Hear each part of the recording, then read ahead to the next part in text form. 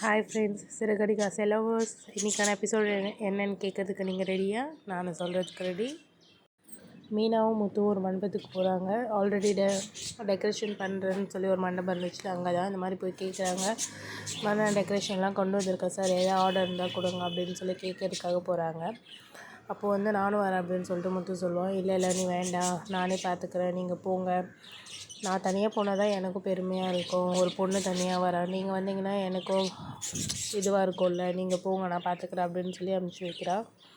அதுக்கப்புறம் மேலே எல்லாத்தையும் எடுத்துகிட்டு வந்து செட் பண்ணுறேன். அப்புறமா அந்த ஒரு சார் வராரு, வந்துட்டு கேட்குறாரு, இதான் உன் டெக்கரேஷனமாக ரொம்ப நல்லாயிருக்கு அப்படின்னு சொல்லிட்டு. ஒரு 4-5 ஆர்டர் இருக்குது, பார்க்கலாம் உனக்கு கிடைக்குதா என்ன இதுன்னு சொல்லிட்டு அப்படின்னு சொல்லிட்டுருக்காரு. மீனோட வில்லி இருப்பாங்கள, அவங்க வராங்க.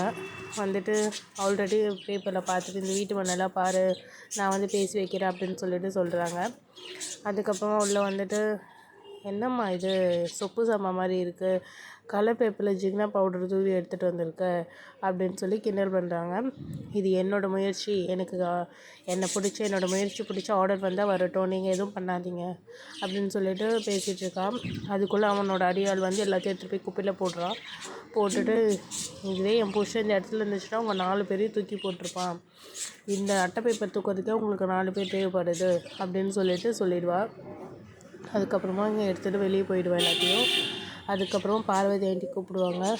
என்ன கூப்பிட்டா அப்படின்னு சொல்லிட்டு, நீ டான்ஸ் கிளாஸ் ஆரம்பித்து மறந்துட்டியா, பசங்களாம் வந்துட்டு போயிட்டுருக்காங்க அப்படின்னு சொல்லிட்டு சொல்லுவாங்க.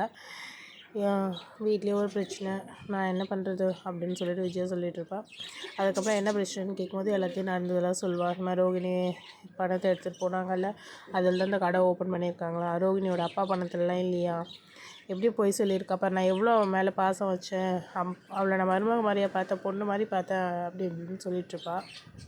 நீ என்னமோ அவன் மட்டும்தான் தப்பு பண்ண மாதிரி பேசுகிறா, உன் பையனும் தானே தப்பு பண்ணான், நீ அவனை பற்றி எதுவுமே பேச மாட்டேங்கிற அப்படின்னு சொல்கிறா.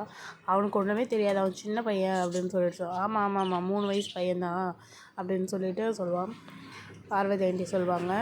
அதுக்கப்புறமா இந்த மாதிரி பேசிகிட்ருப்பாங்க. ஒழுங்காக நீ அதை இது பண்ணிக்கோ, பெரிய எடுத்து பொண்ணு, அவன் மேலே நீ கை வேறு வச்சுருக்க அப்படின்னு சொல்லிட்டு. கை வச்சுனா அது எப்படி உனக்கு தெரியும் அப்படின்னு, இப்போ தான் நீ சொன்ன அப்படின்னு சொல்லிட்டு மாற்றிடுவாங்க. அவங்க ரோகிணி விஷயத்த சொல்லக்கூடாதுன்ட்டு அவங்க இது சொல்ல மாட்டாங்க. அதுக்கப்புறம் ரொம்ப பேசி சமாதானப்படுத்த மாதிரி அனுப்பிச்சி வைப்பாங்க. அதுக்கப்புறம் அண்ணாமலை வேலையிலேருந்து வந்துட்டுருப்பாரு. வந்துட்டு டீ போட்டு கொடுக்கணுமா அப்படின்னு கேட்பாங்க. அதுக்கப்புறமா இவ போய் கை காலெலாம் கழுவிட்டு வாங்க மாமா அப்படின்னு சொல்லிட்டு அனுப்பிச்சி வைப்பா. அதுக்கப்புறம் காஃபி போட்டு வந்து கொடுத்தோடனே நான் சொல்லுவாள், ரோகிணியும் அவங்க ஹஸ்பண்டும் சரியாக பேசுறதில்லை, நீங்கள் சமாதானப்படுத்தி வைங்க மாமா அப்படின்னு சொல்லிட்டு. அவங்க பண்ணது தப்பு தானே, அவள் நல்ல விதமாக தான் சொல்லிகிட்ருப்பாள். மீனா இந்த மாதிரி பேச வைங்க அப்படின்னு சொல்லிட்டு. அங்கே விஜயா எல்லாம் சைடில் கேட்டு நான் இல்லைன்னா எனக்கு என் புருஷனுக்கு சண்டை முட்டி விட்டுறியா, இதான் உன் வேலையா, இன்னும் கொஞ்ச நாள் தான் எல்லாரோட சாயமும் வெளுக்க போகுது அப்படின்னு சொல்லிகிட்ருப்பாள். அதுக்கப்புறம் உன் பையன் பண்ணது தான் தப்பு, உன் பையன் பண்ண தப்பே இல்லாத மாதிரி பேசுகிற, 3 வயசு குழந்தையாவன் அப்படின்னு சொல்லிட்டு அவரும் சொல்லுவார். அதுக்கப்புறமா முறைச்சி பார்ப்பா. அதோட இன்னையோட எபிசோட் முடியுது. நம்மளோட சேனலை சப்ஸ்கிரைப் பண்ணிக்கோங்க, அப்போ தான் நாளோட எபிசோடு உங்களுக்கு வரும். தேங்க்யூ, பாய்.